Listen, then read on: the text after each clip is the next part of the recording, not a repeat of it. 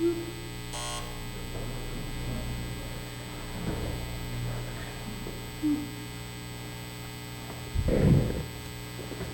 right, please be seated. And we'll go ahead and start with the case of Downs versus LEDOUX-NOTTINGHAM. Thank you, Your Honors. Let me reset this, or else you'll have 9 seconds. How much? 90 seconds? 9. Oh. Get to the point. All right, you may proceed. May it please the Court. I am Andrew Wendell on behalf of the appellant grandparents, and the issue before the Court today relates to make-up timesharing. I would request that I can reserve 5 minutes for rebuttal. Okay. As I mentioned, the issue before the Court is make-up timesharing. There was a Colorado decree that afforded the grandparents 1 week during winter, 2 weeks during summer. That Colorado decree was subsequently domesticated in the state of Florida by consent. Subsequent to the domestication, there were 3 periods of contact missed, totaling 28 days of missed visitation. Those facts are not in dispute before this Court.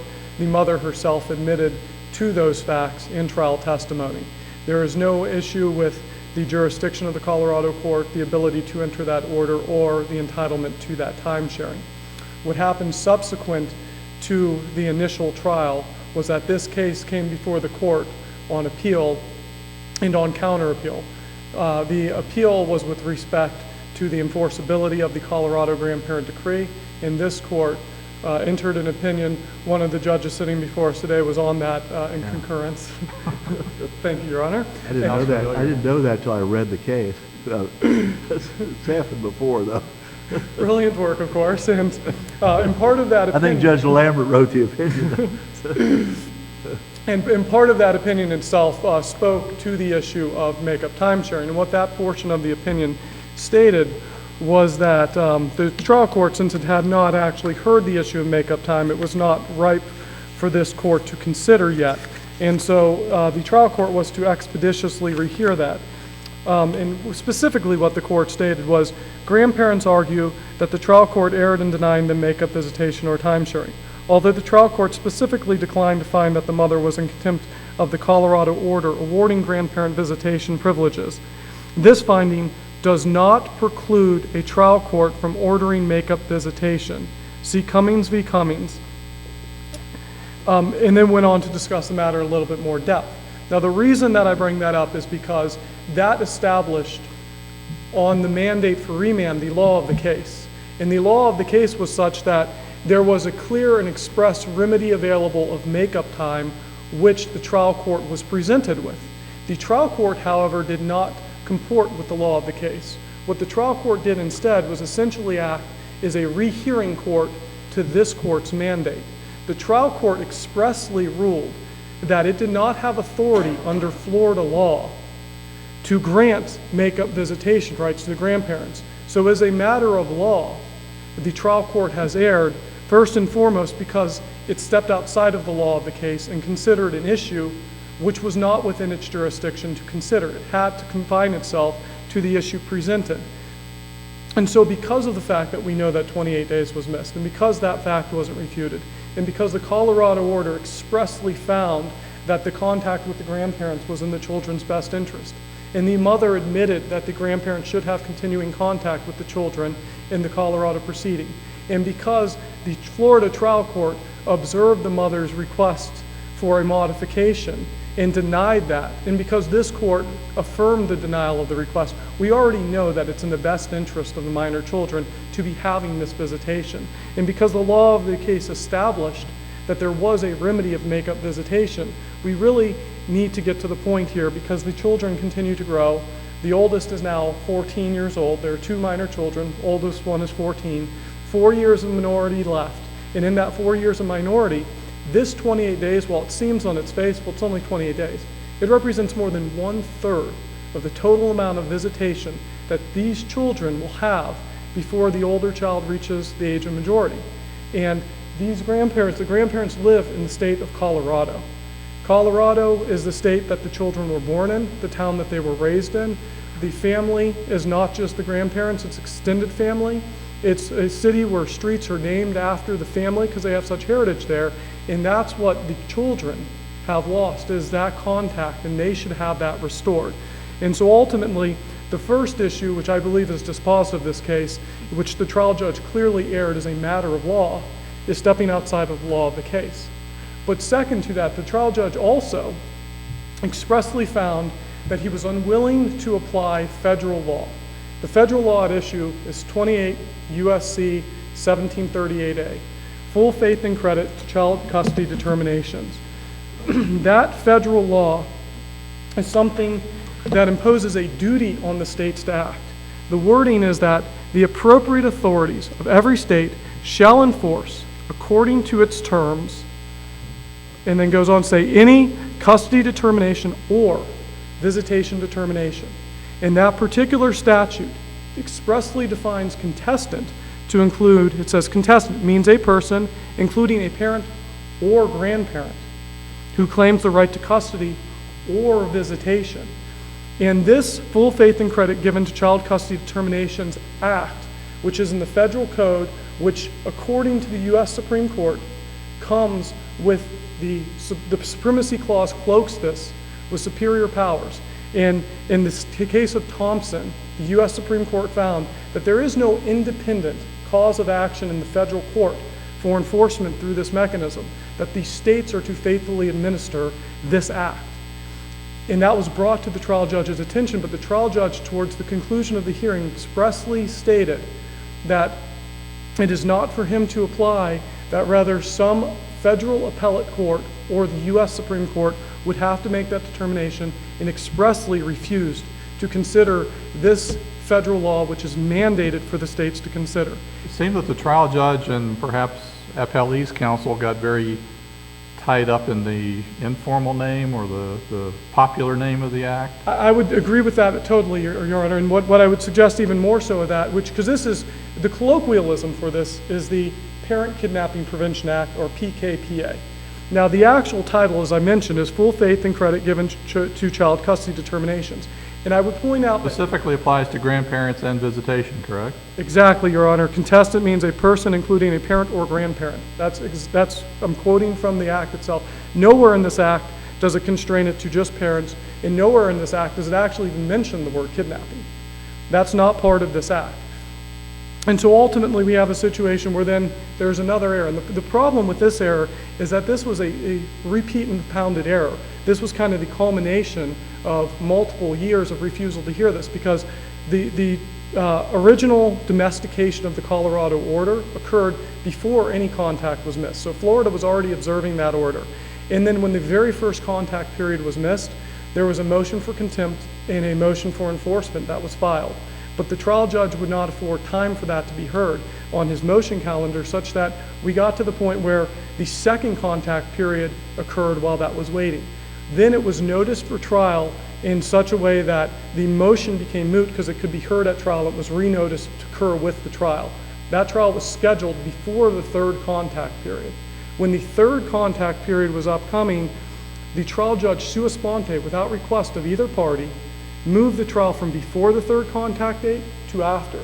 The trial judge was notified in person and by motion in the record that that was going to create an issue with this third contact period, and a motion for expedited hearing or trial time was filed. The trial judge declined to give any expedited hearing time, and as a result, this mandate shall enforce according to its terms was never adhered to.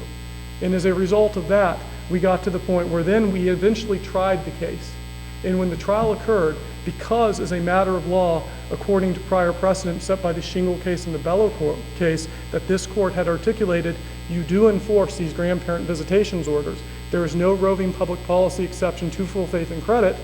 That resolved the matter quite quickly at trial and created a situation where trial concluded at 11:30, the grandparents never having had presented their case in chief, never having had an opportunity to affirmatively show contempt or otherwise address makeup visitation.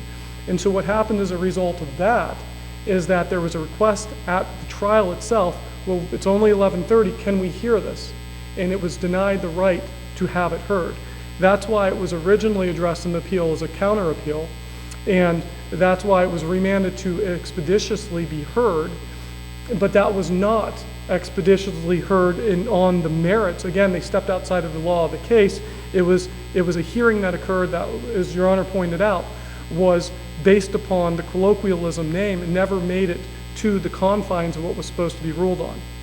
But moreover, even if we get beyond this notion of the law of the case and the federal law which mandated that this occur, then we get into this notion of the ruling, going back to the ruling that the trial court made, well, Florida law doesn't permit this, but Florida law does permit this.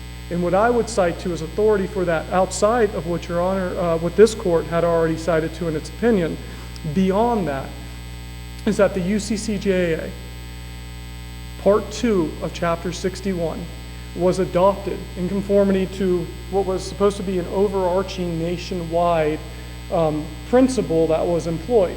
And the drafters for the national effort for this made a commentary section as they codified all of this information. In the commentary section, as I pointed out in my brief, itself has expressly stated that make-up time or substitute visitation is a remedy. So the drafters of the UCCJA expressly contemplated that fit within the confines of the UCCJA, and this court in 2006, in the case of Stiegler, had a UCCJA case come before it. And the sole issue, because Chapter 61, Part 1 wasn't in play because of the dynamics of that case, it was just a UCCJA case because there was competing jurisdiction between courts and there was competing contact orders. And so not having examined the principles of Part 1, Chapter 61 at all, only staying within the confines of Part 2, the UCCJA, in Stiegler, this case went through and rectified, okay, North Dakota said this, Florida said this, they should have been talking, and then came to the conclusion that the trial judge was to consider the conflict of the orders and the time missed, and that the trial judge was to consider make-up time for the time missed. The only legal authority that had been referenced throughout that entire opinion was the UCCJA, and implicit within that was this court's determination that the UCCJA, yes, does afford a remedy of make-up time, and yes, just like the common says, affords a remedy of make-up time. Now, if we think about this from a more global perspective as well, we also think about the notion of what's being argued, just in terms of, well, what's the consequence to this? The mother was aware of a Colorado decree. It was domesticated by consent in the state of Florida. Everybody had noticed that Florida had adopted this. There was no stay. In fact, the UCCJA actually expressly excludes the right to stay for appellate actions and otherwise. And there was never even a request to stay that. There was no order allowing a stay. And so the mother resorted to self-help.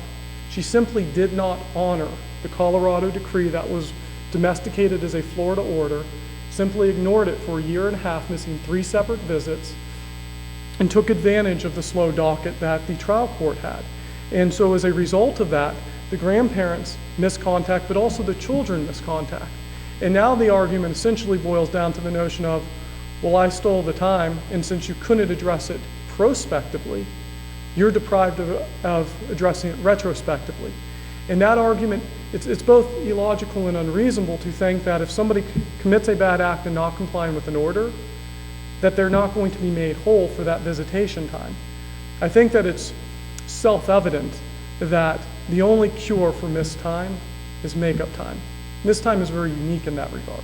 You know, in the federal statute, do they give a definition of grandparent? They do not give a definition of grandparent, but Ms. Jennifer Downs, who's present in the gallery today, is the natural and biological paternal grandmother of the grandchildren. Really wondering more about whether a husband would fit in the definition. Yeah, that is a very interesting point, Your Honor, but that was something that was never argued on underlying appeals of whether or not that is applicable. But the intent of the Colorado decree is very clear, that it's not just grandparent time for the sake of grandparents, that it was to create bonds with all of the paternal side of the family. And Ms. Jennifer... Right, but that's not what the federal statute says, so that's why I'm asking about definition. It doesn't say, you know, visitation rights for all these sorts of people. I mean, it defines, you know, who the statute's applicable to, and I'm just asking if grandparents was defined either actually in the UCCJEA or the federal act. No, the definition of grandparent does not exist in either the UCCJA or the 1738A federal statute. However, as I did mention, Ms. Jennifer Downs is the natural biological paternal grandmother of the children. So there, no matter what definition we could concoct, or if we went with, Webster or Blacks or anything else, She's definitely, yes, there would be no concern that that she is pursuing these rights in an appropriate manner. So again, the policy point to this, though, is that, essentially Florida would become a safe harbor for people who do not like their grandparent decrees to come here, ignore the act, and then there's no remedy in makeup time, if that's the finding. That really is inconsistent. The Coleman case stands for statutory construction, that you can't come to an unreasonable or illogical conclusion. you have 5 minutes. Thank you, Your Honor.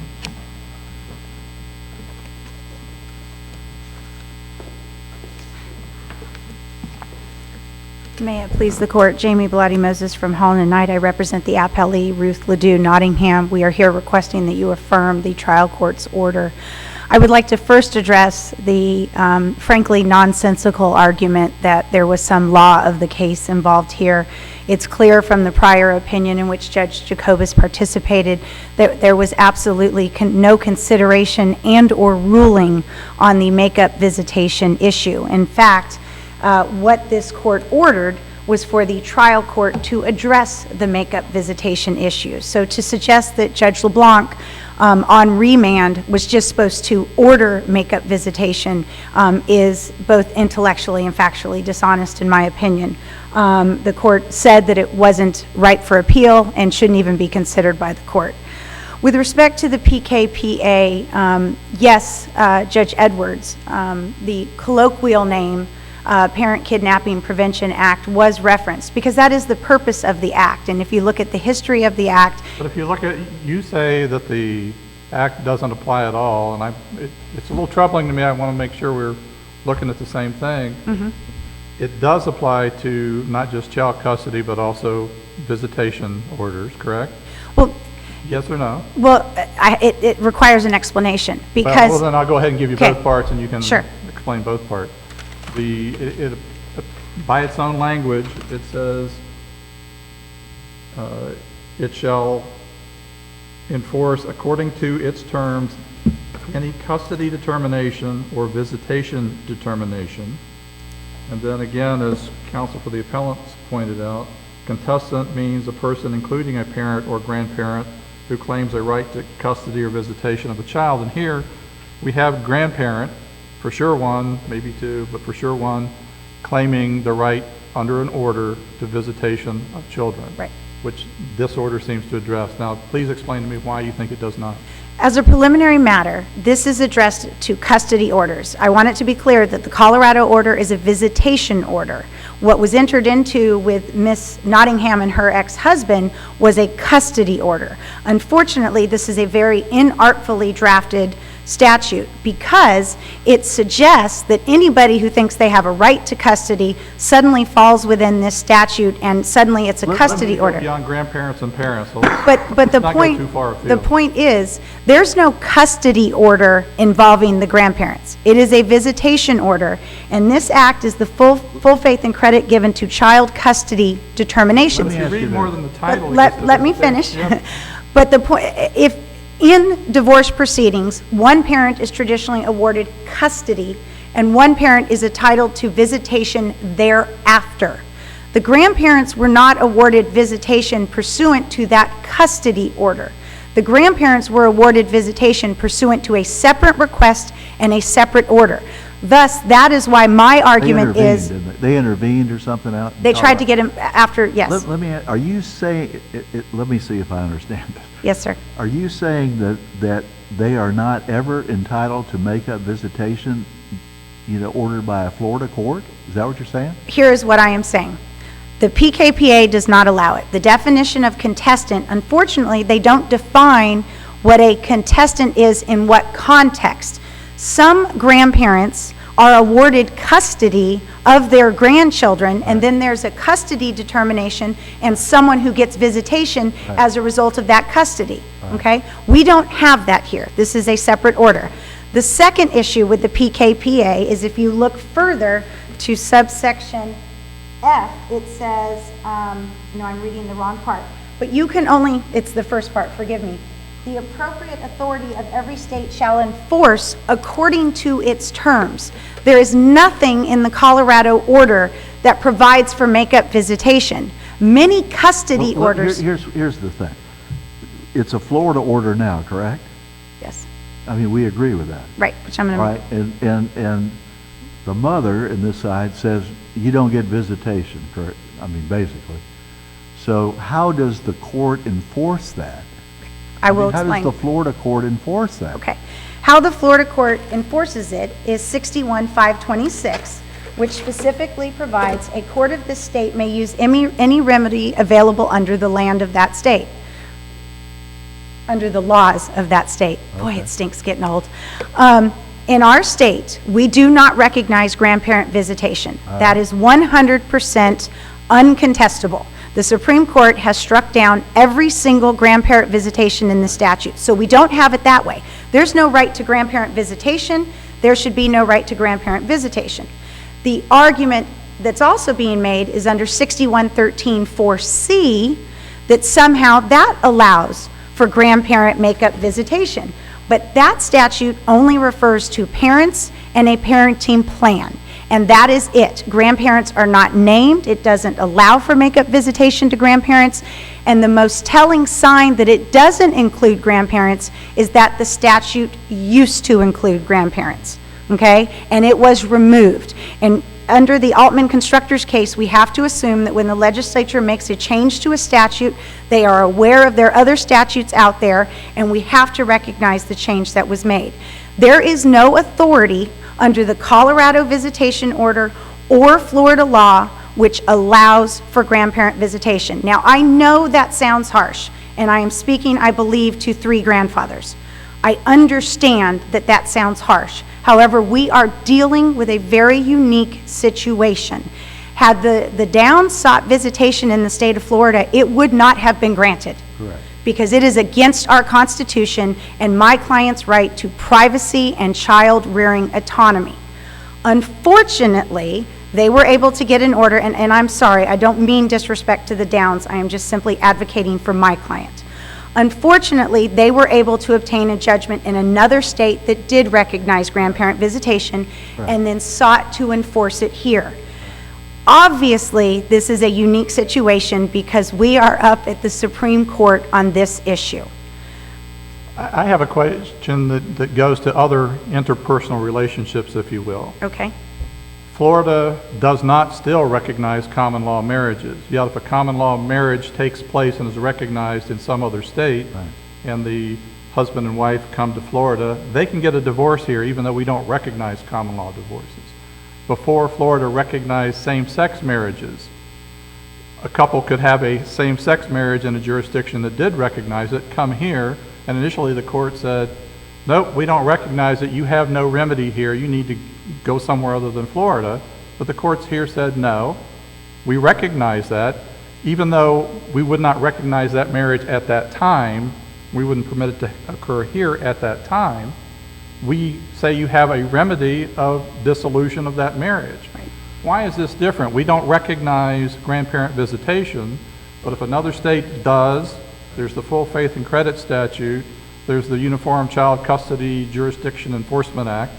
Why wouldn't we use that same logic here and go, okay, well, that remedy's there, we recognize the visitation here. If it had been parents rather than grandparents, there would be makeup.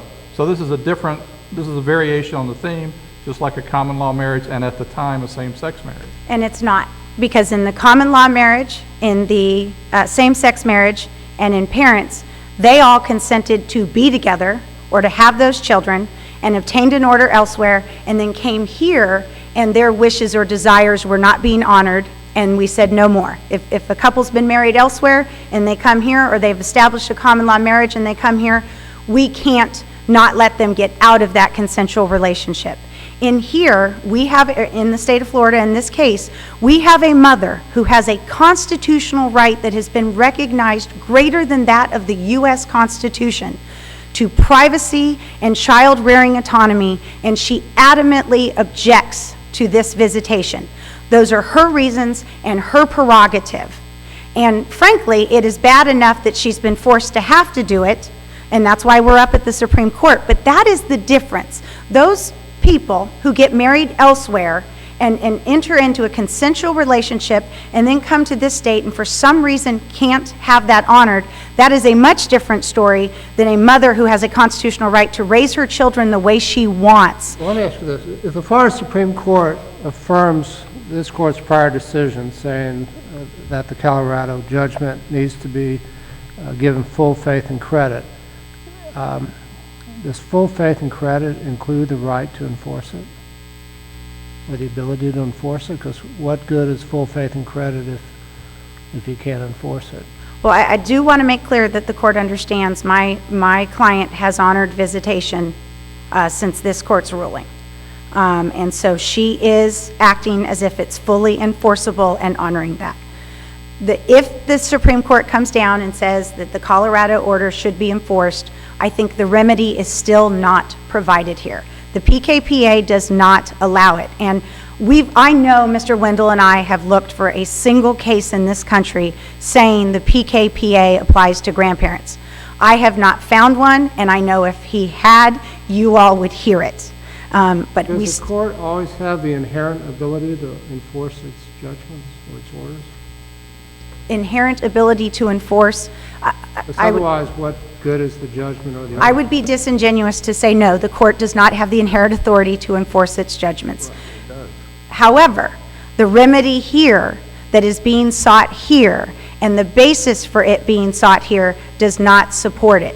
Again, this is a very unique case. This is not a motion for contempt that was filed because two parents were not allowing visitation for each other. This visitation order, you will be enforcing, or I'm sorry, the trial court will be enforcing a remedy that is not even recognized in our state. So although if the action had started here, the Downs would have been awarded nothing because they were able to get it in another state, which unfortunately, I wish that had been handled better because I do think the jurisdiction of that court was incredibly questionable, but I wasn't counsel in Colorado. Now have an order that gives them more rights than they would ever be entitled to in this state. I don't think, as part of the inherent authority of the trial court, that the trial court can award a remedy that it would not have been allowed to award. I mean, even with the full faith and credit. She is complying with the order. She's not happy with it, but she's doing it. But to then award additional time that they would not have even been allowed to get had they started in the state just does not seem an appropriate remedy. If we agreed with your argument, would she be obligated in the future to grant the grandparent or the grandparent's visitation? Yes, she has to comply with the order, and she has. If she didn't. Fine her. Find her in contempt and fine her. But visitation... Don't give them visitation. Visitation is not a remedy that's available under the PKPA, the UCCJEA, Florida law, or Florida Statute 6113-4C. I'm still not following you. Maybe I'm just slow. But No. in terms of the grandparent visitation order, again, I go back and look at the federal statute, and it specifically talks about grandparents as a contestant in visitation orders. It doesn't say the visitation order has to be married up and come at the same time as a custody order. It says a contestant is anybody, including a parent or grandparent, who claims a right of custody or visitation. That's exactly, as I understand it, appellants are grandparents claiming a right of visitation. That's why I don't understand why you say the order doesn't apply, or the statute doesn't apply. Even if I were to give you that the statute applies, and I would submit that if anyone's dense here, it's me, not you, but even if it says it will only enforce it according to its terms, and the Colorado visitation order provides nothing for make-up visitation. But if we follow your logic throughout, there would be no way any court in Florida could ever actually force your client to permit the grandparents to have the visitation the Colorado court ordered. Well, you could hold her in contempt, you could fine her, she could stay in jail till the kids got both of them 18. Right, In which case they get no visitation. and that is not going to happen. Well, I understand you're promising and your client's No, promising. it just won't happen. There's no parent that's going to stay in jail for 4 years to avoid visitation. She has... I don't know that. I don't She know has that. given the... No no reasonable person would, but that doesn't Right. mean that somebody unreasonable wouldn't. Then- And the remedy is visitation, not money, not seeing her in jail, anything else. The grandparents, according to the Colorado court, it was found in the benefit not just of the grandparents, but the kids that they have the visitation, including the missed 28 days. Right, which, well, no, they didn't address the missed 28 days, but, They said those 28 days were part of what's in the best interest, not looking back, but looking forward. right, which would not be the standard, and again, it wouldn't even be allowed in our state, which is what is the problem with this? Again, the Downs have obtained rights greater than they would be entitled to, and she is being deprived of a constitutional right simply because they got this order in Colorado. So if If she had they're, moved to a different state that allowed grandparent visitation. that did or didn't, If she'd had, I mean, it's the fact that she chose to move here, you know, Florida's a great state, I wouldn't live anywhere else, but, you know, the fact that she came here, how should that change the grandparents' right? I Well- thought that's what the full faith and credit was all about. again, I would like to, just so the facts are clear, she moved here because her family's here. This was not forum shopping. I want to be clear about that.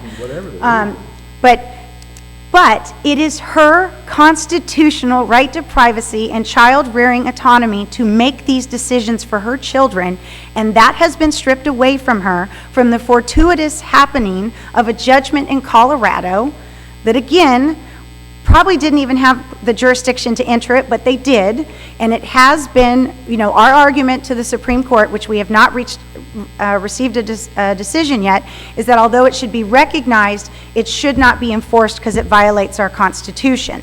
We don't know where the Supreme Court is going to go with it. The argument was June 6th, I believe, and we're still waiting.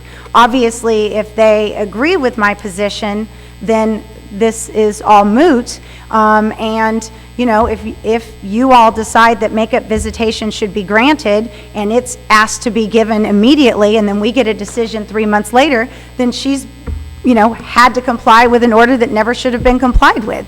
I mean, it really is a quagmire. But if there's an issue, I think it's up for the legislature. In 51-626, which talks about enforcement of orders from other states, there's an opportunity. I mean, this is not a new issue that the legislature's been trying to get visitation rights for grandparents. I'm sure the legislature is aware of this case. It can be written into the statute that if rights greater than what are allowed in the state of Florida are obtained, they have a right or don't have a right to those rights when they try to seek enforcement here. But there are remedies for Judge LeBlanc, which I realize now it will not be him if it's remanded. There are remedies for the trial court to deal with the makeup issue other than ordering makeup visitation. This is a very unique case, and I understand that we have 6113-4C. If these were two parents duking it out, I get it.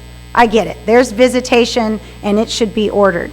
But this is grandparents and a mother who does not want the visitation to be recognized, and I think that's the distinguishing factor. I don't know, yes, sir? I'm sorry.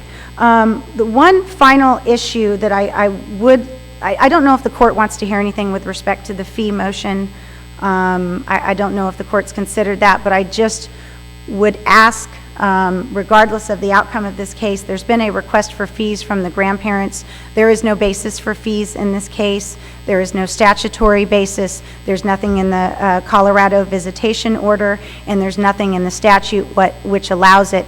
61-535 has been cited, but there has to be a finding that the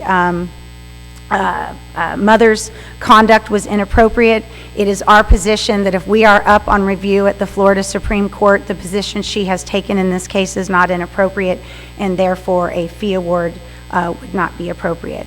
And for all of those reasons, I would ask that you affirm the decision of the trial court below. All right, thank you.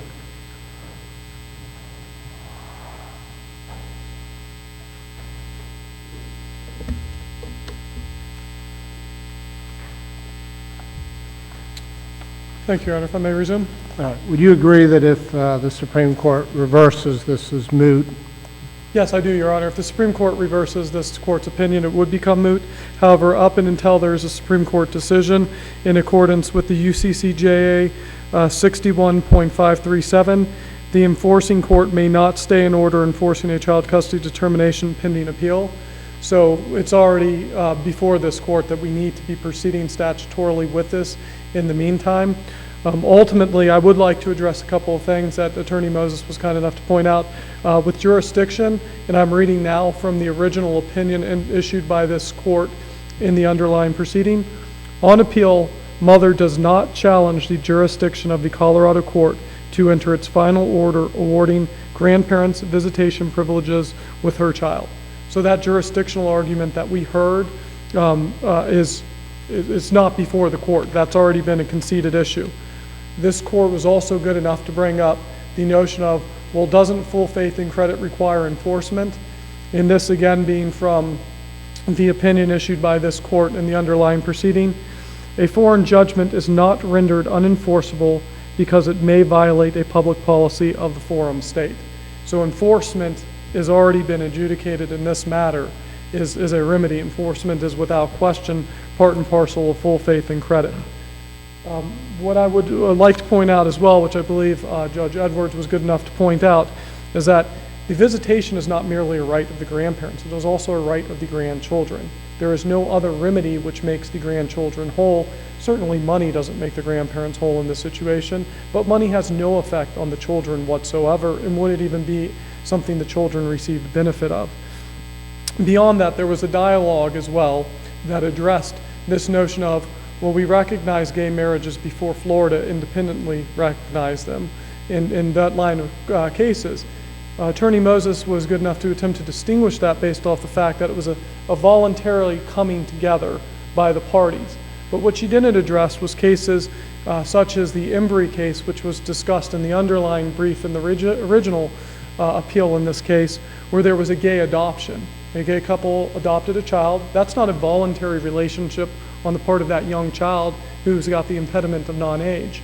And that was something when it happened in another state, even though Florida expressly declined to accommodate gay adoptions at that point in time, that was something that was held, full faith and credit applied, and it was enforceable, and that adoption would be honored as if a Florida decree.